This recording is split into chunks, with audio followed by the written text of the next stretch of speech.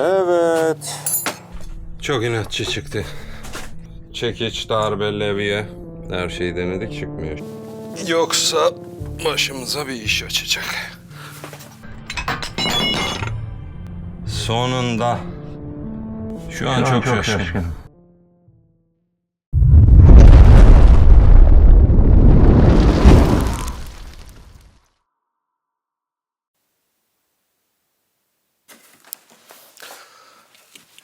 Bir adım daha ilerlemeden önce şanzıman taşıyıcıyı takmamız lazım. Yoksa başımıza bir iş açacak. Vidalarımızı da bulalım. İhtiyacımız olan bu.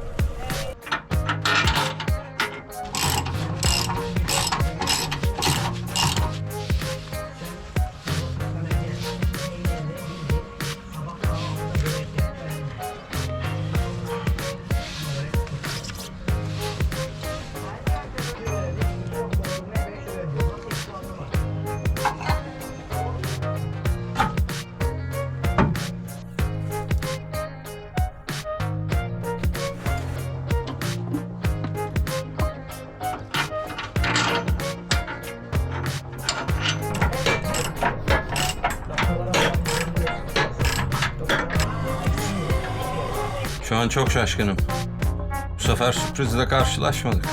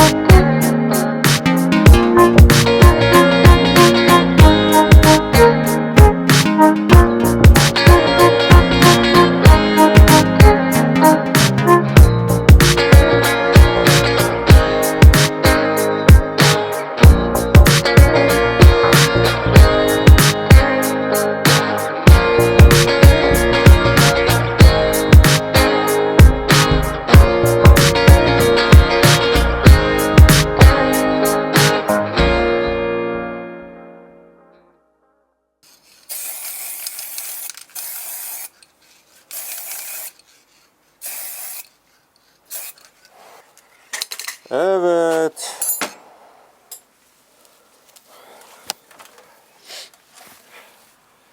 Kampanaları da boyadık. Rengi konusunda hala çok net değilim. Ama o paslı görüntüyü de sevmiyordum. Şimdilik siyah boyadık. Belki ileride değiştirebiliriz.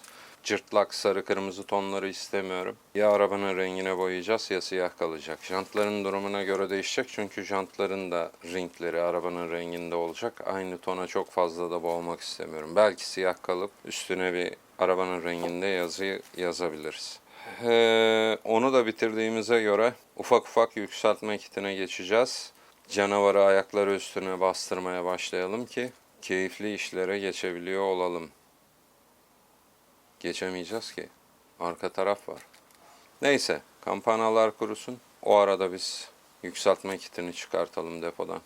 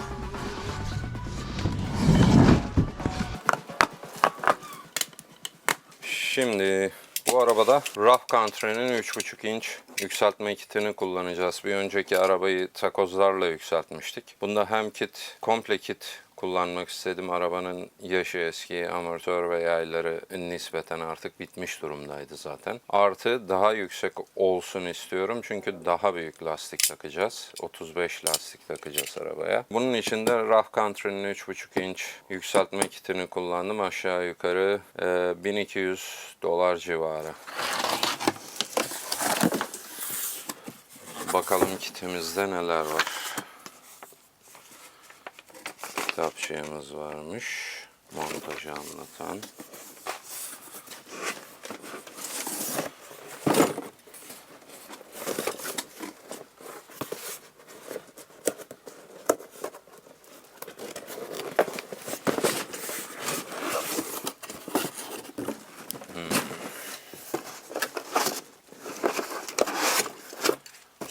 Bunlar kol yükseltmeleri.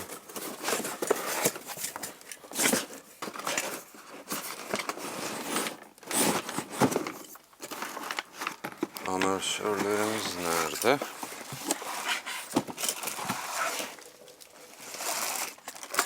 Orada.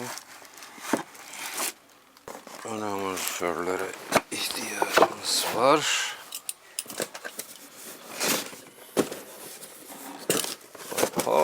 Takozlarımız, ayaklarımız vesaire vesaire. Aslında bu kutudaki vida cenneti. Vidalar, sorunlar, bağlantı parçaları.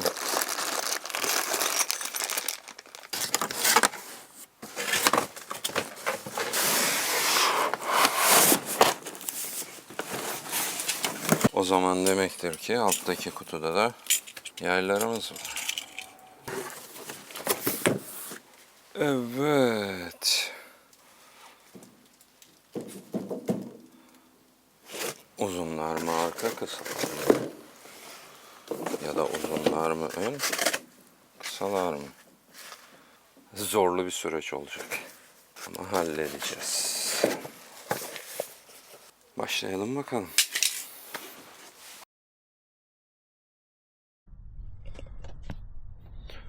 Evet. İşe Pitman'dan başladık. Şimdi ana kolu Pitman çubuğundan söktük ama Pitman'ı direksiyon kutusundan kolay kolay alamadık. Hem erişimimiz zor, hem parça biraz büyük, hem tahminden daha fazla pas oluşmuş içinde. Onun için de şöyle bir çektirme takımı buldum. Bununla bir deneyeceğiz. Bakalım sökebileceğiz mi? Oldukça zor ve parça oraya yapışmış. Dolayısıyla biraz zorlayacak gibi, bakalım.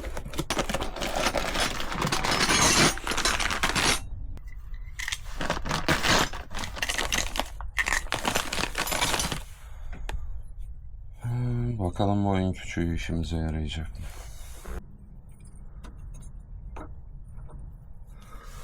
Az daha unutuyorduk. Referans olarak bir küçük işaret koyalım. Ne kadar işe yarayacak tabi bilmiyorum ama çalışıp çalışmayacağı konusunda çok net değilim ama çok paslanmış.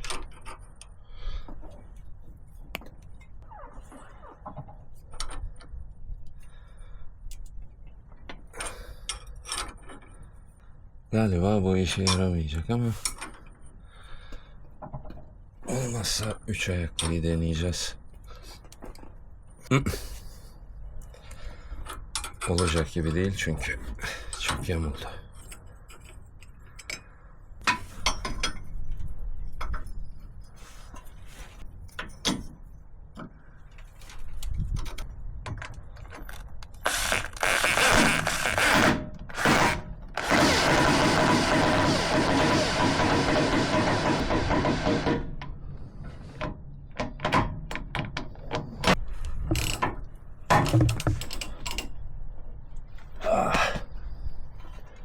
kurtuldu.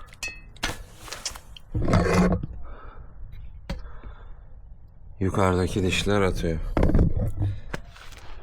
Yani bu çektirme çok işimizi görmeyecek gibi. Peki son olarak en büyüğünü bir deneyelim.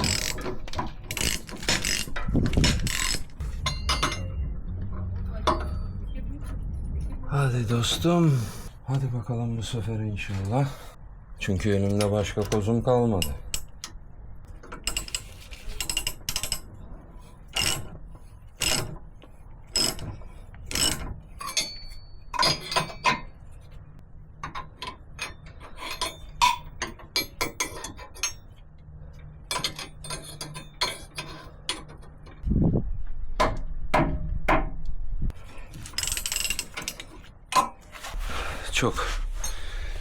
Çok inatçı çıktı. Bu çektirmeler işe yaramadı. Zaten kol da oraya neredeyse kaynak olmuş. Daha güçlü bir şey bulmaya çalışalım bakalım. En azından siparişini verelim, o arada diğer kısımlara geçelim. Bakalım sökebileceğiz mi?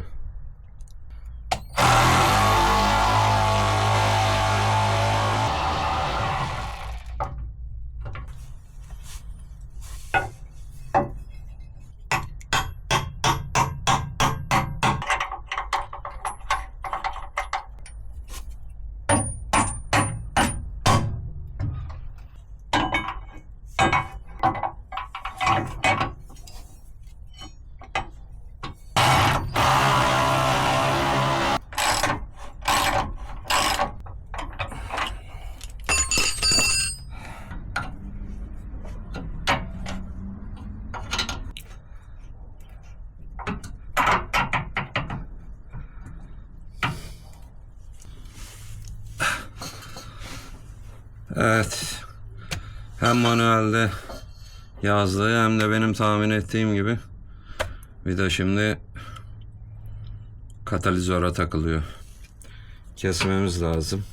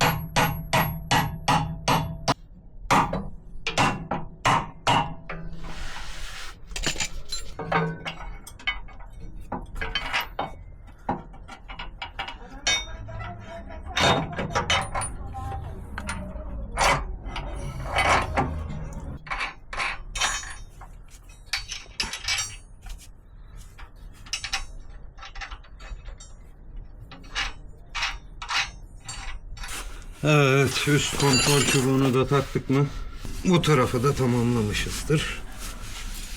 Önce bir çıkmamız lazım.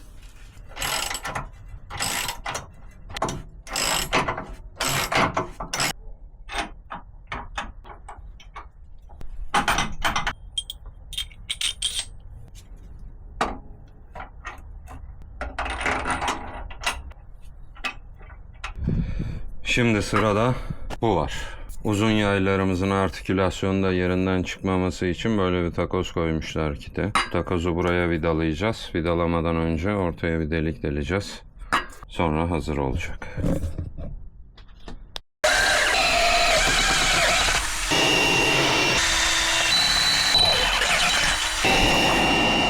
Sorun çıkmadığı zaman güzel ilerleyebiliyoruz. Şimdi amortisör ve yayları takmadan önceki son adıma geçiyoruz. Direksiyon amortisörünü ve direksiyon çubuğunu söküp oranın bir aparatı var, onu takacağız. Gene yükseltme kitiyle ilgili. Ondan sonra da yaylara geçeceğiz İnşallah.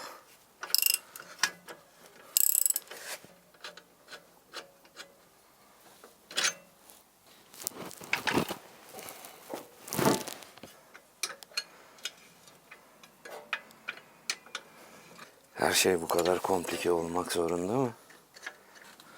Süper. Evet.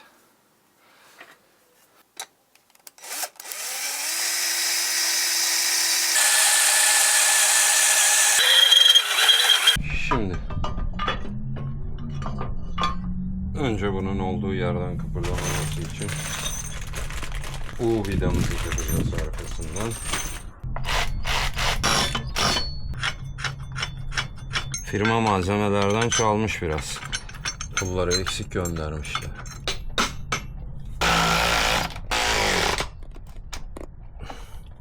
Şimdi direksiyon amortisörünün bağlantı noktası aşağı yukarı 3 santim içe doğru kaydı.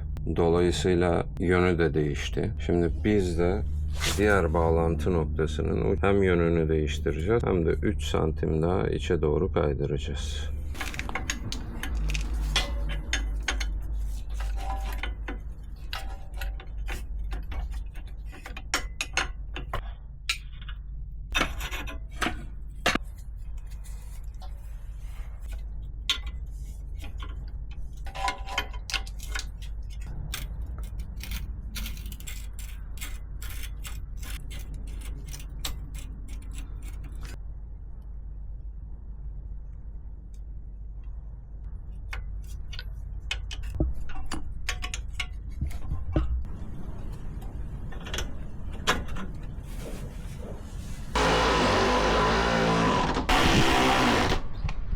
Şimdi iyi haberlerimiz var. Direksiyonun büyük bir kısmını hallettik. Orada sıkıntımız yok. Direksiyon pistonunu da boyadım. O ara kaliperlerin ana tutucu ayaklarını da boyadım. Ben çok sıkıldım boya yapmaktan. Onları da videoya çekmedim. Muhtemelen siz de sıkılmışsınızdır. Şimdi güzel haber şu. Pitman koluna dönüyoruz. Yeni çektirme geldi. Şöyle oldukça sağlam bir şeye benziyor. Bakalım işe yarayacak mı? Bu da olmazsa artık zaten çünkü başka seçeneğimiz kalmıyor. Deneyelim mi? Deneyelim.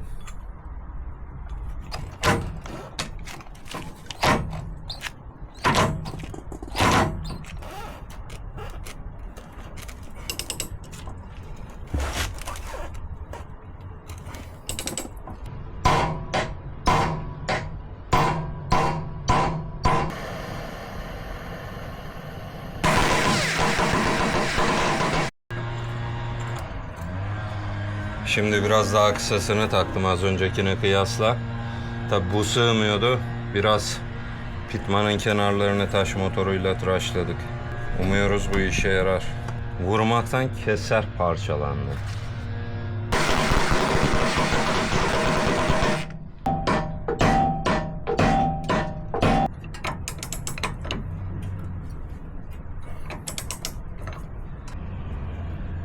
Oley be.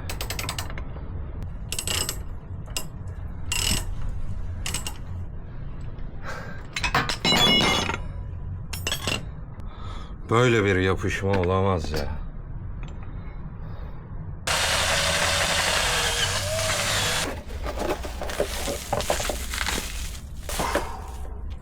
Yeni kolumuz da bu.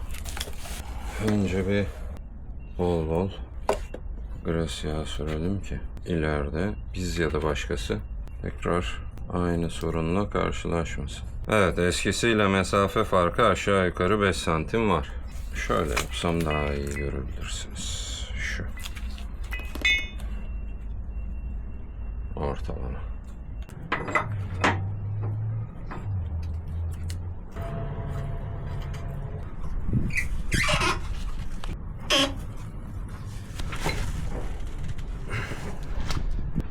Evet, bence bu da tamamdır. Amortisör ve yayları da artık takmaya başlayabiliriz. Yorucu oldu.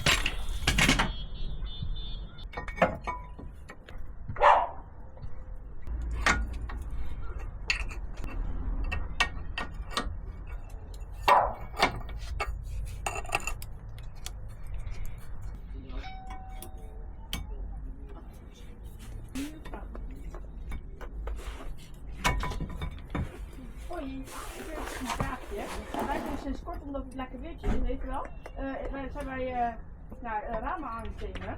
Ja, een beetje in.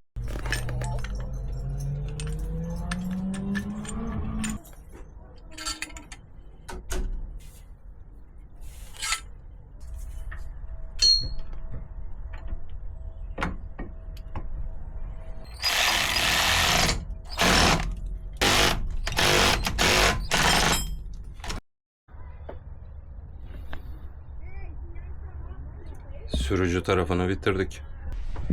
Evet. Yani aslında griyi hiç sevmiyorum ama yükseltme kiti gri olduğu için kaliperde de bir ufak dokunuş yapayım istedim. Beğenmezsek sonradan değiştiririz. Şimdilik öyle kalsın. Paslı durmasından iyidir. Direksiyon amortisörünü de griye boyadım. Ona da bir etiket çalışması yapacağız. Şimdi diğer tarafa geçelim.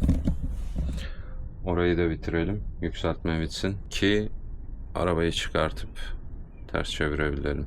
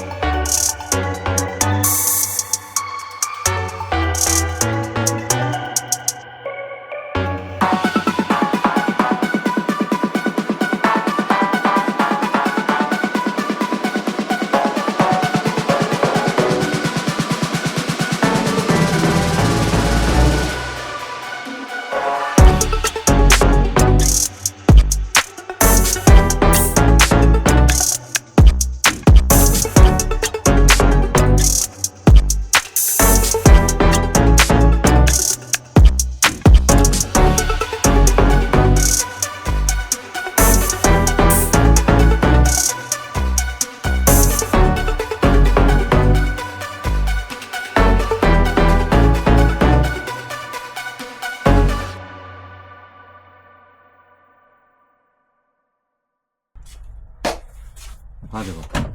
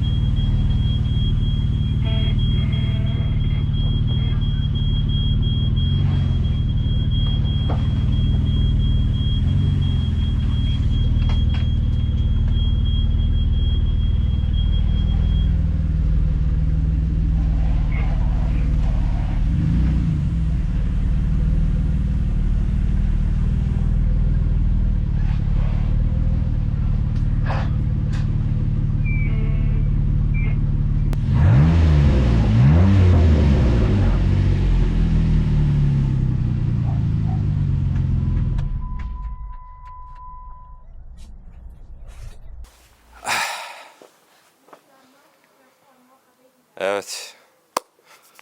Ön tarafı bitirdik. Şimdi sıra bu tarafta. Ama bence bu video için bu kadar yeterli. Arka tarafa bir sonraki videoda geçeceğiz. Zaten ben de çok yoruldum bugün için. Sonraki bölümde görüşürüz.